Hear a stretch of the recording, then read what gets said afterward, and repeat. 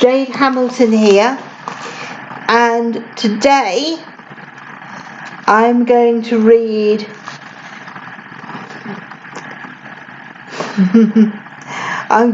Robin and Harry,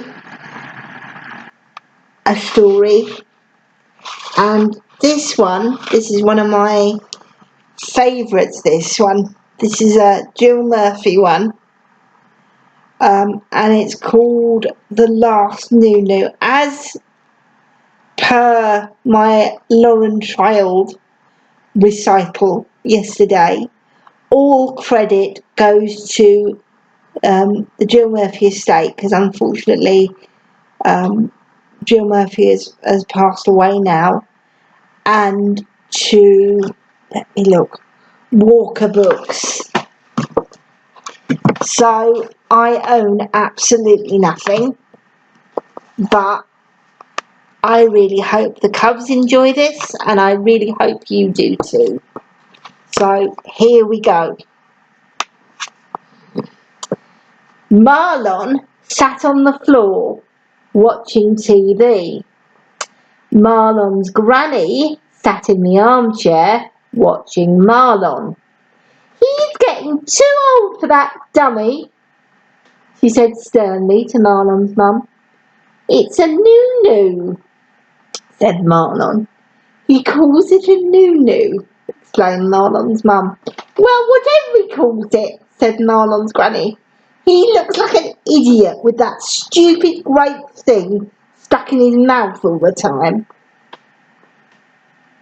"He doesn't have it all the time," soothed Marlon's mum. "Only at night, or if he's a bit tired. He's a bit tired now, aren't you, pet?" Said Marlon. "His teeth will start sticking out," warned Marlon's granny. "Monster's teeth stick out anyway," observed Marlon.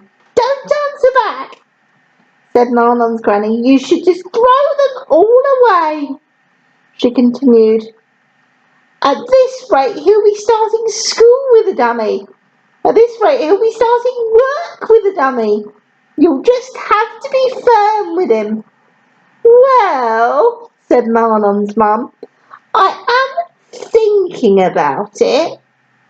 We'll start next week, won't we, Marlon? Now you're a big boy, we'll just get rid of all those silly Noo-Noos, won't we?" "No," said Marlon. "You see," said Marlon's granny. "One word from you and he does as he likes." There was no doubt about it. Marlon was a hopeless case. Marlon's mum decided to take drastic action.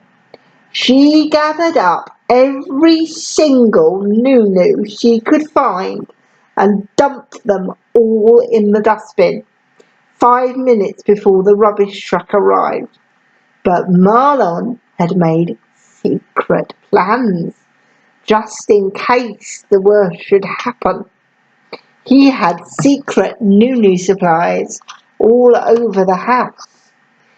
There was a yellow one down the side of the armchair, a blue one at the back of the bread bin, various different types in his toy ambulance, and his favourite pink one was lurking in the toe of his Wellington boot.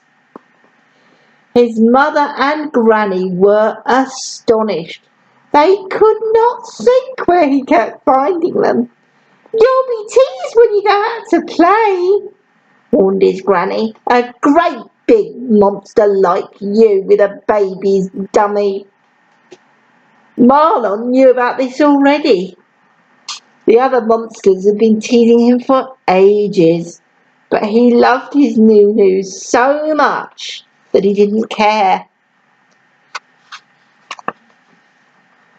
The other monsters often lay in wait and jumped out on Marlon as he passed by with his Noo-Noo twirling.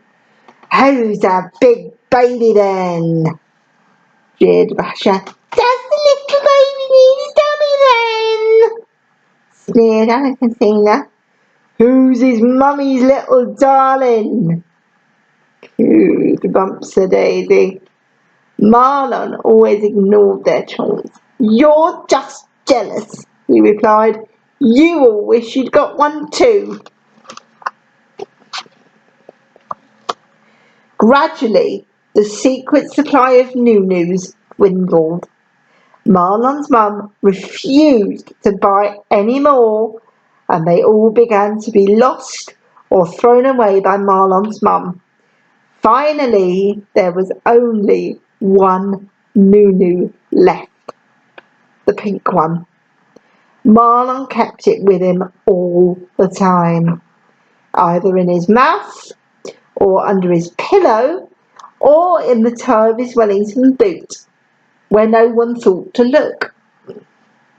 To his delight, Marlon found one extra Noo-Noo that his mum had missed. It was a blue one, which had fallen down the side of his bed and been covered up by a sock.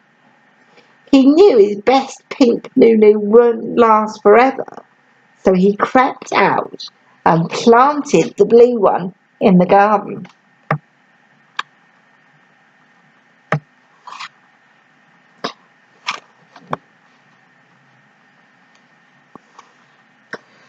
All the other monsters decided to gang up on Marlon. They collected lots of different bits of junk and fixed them all together until they'd made just what they wanted. It was a Noo-Noo snatcher. Then they waited behind a bush until Marlon came past with his Noo-Noo twirling. Here he comes, said Alligatina. Grab it, yelled Bumps and Daisy. Now, said Basher. With one quick hooking movement, they caught the ring of the Noo-Noo with the Noo-Noo snatcher and pulled. But Marlon clenched his teeth and held on. Monsters had the most powerful jaws in the world. Once they've decided to hang on, that's it. Marlon hung on, the monsters hung on to the Noo-Noo snatcher, and there they stayed, both sides pulling with all their monster might.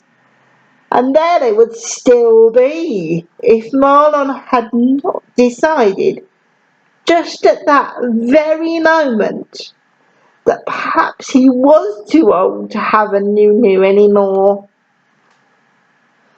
So he let go, and all the other monsters went whizzing off down the road, across the park, and into the pond with a mighty splash. Marlon went home. I've given up my Noo-Noo, he said. I sort of threw it in the pond. Good gracious me, exclaimed Marlon's mum, sitting down suddenly with the shock. I told you, said Marlon's granny. You just have to be firm.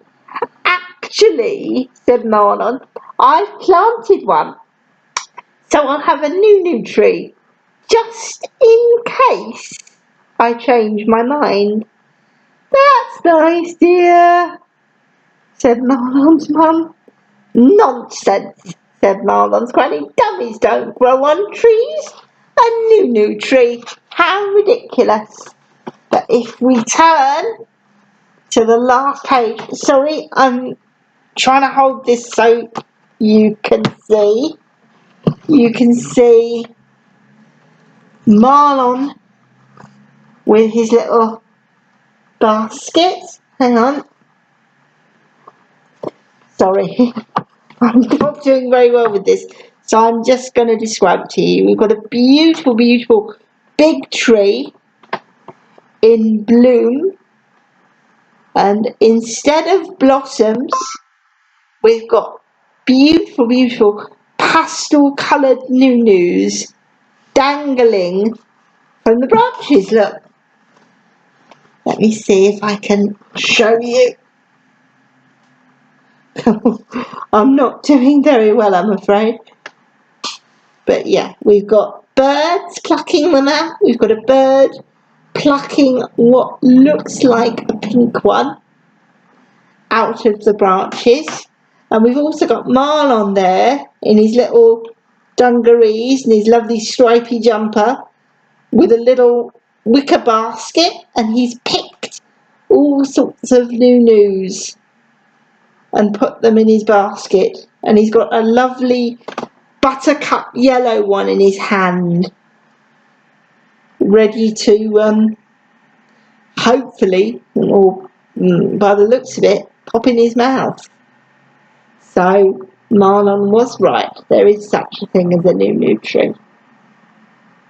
Well, I hope you enjoyed that, everyone. Have a lovely, lovely rest of your day. And me and the cubs will see you soon. Cheerio!